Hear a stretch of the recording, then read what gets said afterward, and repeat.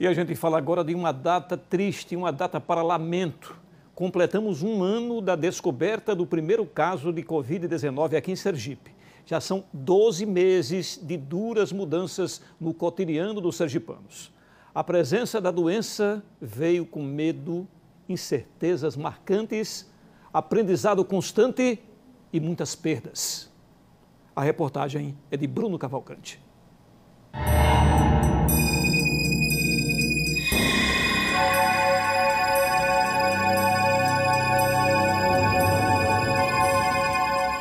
O mundo apavorado ainda cambaleava atordoado quando o Sergipe parou. De um momento para o outro, tudo foi fechado. A economia foi freada para manter as pessoas dentro de casa e assim, de alguma forma, conter o vírus até então desconhecido e perigoso, que se tornou o inimigo número 1 do planeta. Era a segunda semana de março do ano passado, quando os sergipanos receberam a confirmação. Confirmado o primeiro caso do novo coronavírus aqui em Sergipe, aqui em nosso estado. O caso é de uma paciente de Aracaju, na nossa capital. A partir daí, fomos obrigados a ficar atentos aos números do novo coronavírus. Os casos começaram a crescer, as mortes traziam medo, a preocupação virou rotina na vida dos sergipanos. Mesmo assim, muitos acreditavam que isso ia passar logo, mas não foi bem isso que aconteceu. Chegamos a um ano da pandemia em Sergipe. São mais de 158 mil casos da Covid-19. Os familiares da Ellie entraram nesta estatística. Para nós, foi uma experiência bem diferente de pessoa para pessoa, inclusive na forma como os sintomas se manifestaram, tanto na minha mãe quanto nos meus irmãos. Enquanto meus irmãos tiveram sintomas bem leves, a minha mãe sofreu com o vírus e, inclusive, isso foi motivo do internamento em relação a ela. Então, a nossa experiência foi uma experiência bem dinâmica e muito imprevisível. Durante esses 12 meses, o mês de julho do ano passado foi o que registrou o maior número de casos. Mas foi em agosto que os gráficos mostravam boas notícias. A quantidade de pessoas doentes ficava menor. Nesse período, o comércio, os shoppings, bares e restaurantes foram reabertos. As pessoas precisavam trabalhar e, para isso, se adaptaram a um novo normal. Máscara, álcool em gel, distanciamento social virou regra para combater a doença. Mas, infelizmente, o comportamento de muitos acabou nos levando para o caminho errado. Não demorou muito para tanta aglomeração dar resultado. Os casos de pessoas com Covid-19 voltaram a subir desde dezembro do ano passado. Já são 3 meses de 2021 e nada mudou. Uma situação que já era prevista pelos pesquisadores. Pessoas começaram a menosprezar as medidas de distanciamento, o uso da máscara, se acostumaram com a pandemia, né? E a gente teve um período de estabilização e aí aconteceu que, infelizmente, agora nós vivemos uma segunda onda de casos no estado, em particular, e agora o começo de uma terceira onda, visto que novas cepas estão circulando, mostrando, né, um aumento da sobrecarga do sistema de saúde. Eu acho que o ser humano, eles deveriam olhar um pouco, né, para o lado e ver que suas atitudes estão causando um dano terrível, né, e está deixando um rastro de muita tristeza, né, porque muitas pessoas estão ficando órfãos, muitas pessoas estão ficando, perdendo seus filhos, perdendo os seus companheiros de uma vida inteira, né, por conta exatamente dessa falta de crença numa doença. No primeiro pico da doença, hospitais e leitos de UTI ficaram lotados. Pessoas que esperavam dentro das ambulâncias e, na maioria das vezes, não conseguiam voltar para casa com vida. A desobediência nos levou para um verdadeiro cenário de guerra na saúde pública. Desta vez, foi muito pior se comparar com a primeira. Hospitais particulares suspendendo atendimentos por conta da lotação.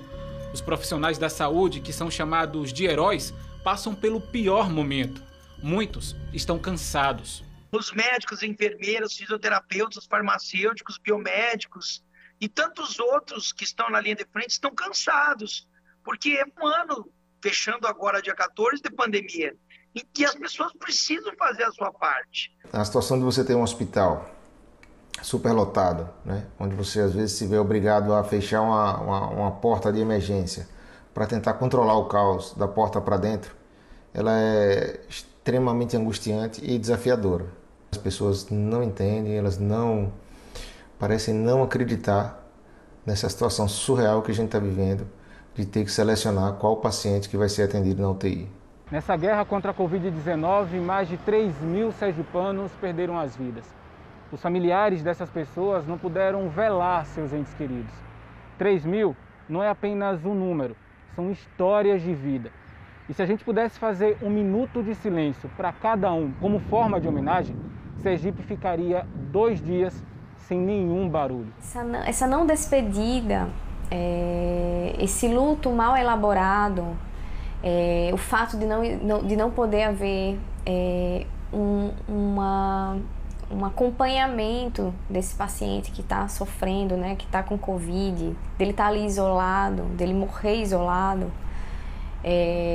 o fato de não haver um velório, né, do caixão ser velado, fechado, tudo isso complica o processo de luto, né, de enlutamento dessas pessoas.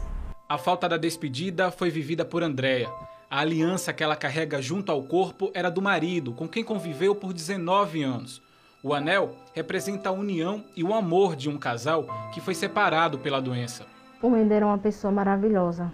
É um ser humano ímpar, um marido super exemplar, certo? Um companheiro de vida, um pai maravilhoso para seus filhos, sempre se fez presente. Ele sempre buscou o melhor pela família. Está sendo muito difícil, porque eu tenho 2 filhos pequenos, né? E está sendo muito difícil o dia a dia com as crianças, porque eles sentem bastante a falta do pai. Eram muito apegados ao pai. Então está muito difícil para mim e para as crianças também. A falta dele é muito grande. Wendel morreu em junho do ano passado, aos 43 anos.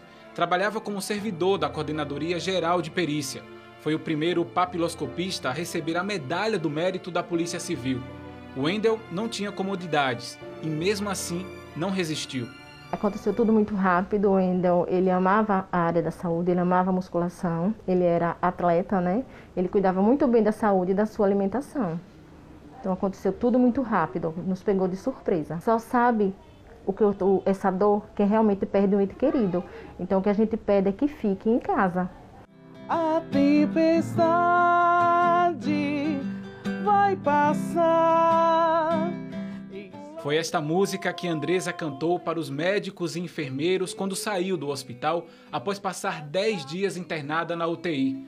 Para a professora de música, a vitória foi vista como uma segunda chance. Deus provê, eu sei que proverá.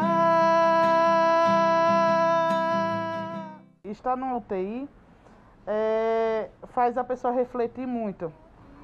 Ali dentro, porque a gente está aqui fora, a gente deixa muita coisa para fazer depois. Tem aquele momento para fazer, mas não faz. E eu saio assim, que é aquele sentido, eu nunca deixo nada para fazer depois, porque a gente não sabe do amanhã. Eu hoje estava aqui, amanhã, onde é que eu estou? Eu entrei numa UTI, fecha aquela porta, eu não sabia se eu ia sair dali. Assim, eu tinha esperança, tinha fé. Né? Eu pedia muito a Deus, deixa eu sair daqui, eu sei que não está na minha hora. Ainda não existe um remédio capaz de curar a Covid-19, mas tem uma maneira para não ficar doente, a vacina. Em Sergipe, elas chegaram no dia 18 de janeiro deste ano. Com exclusividade, o jornalismo da TV Atalaia mostrou ao vivo a chegada das primeiras doses. A vacina, ela salva vidas, a vacina é a única maneira que nós teremos de sobreviver a essa pandemia, porque a vacina, imunizando a população, o vírus para de circular. Então nós precisamos vacinar rápido, mais de 70% de toda a população brasileira. Quem não vê a hora de ser vacinada é a dona Vilma, de 68 anos. A última reunião da família foi no Natal de 2019.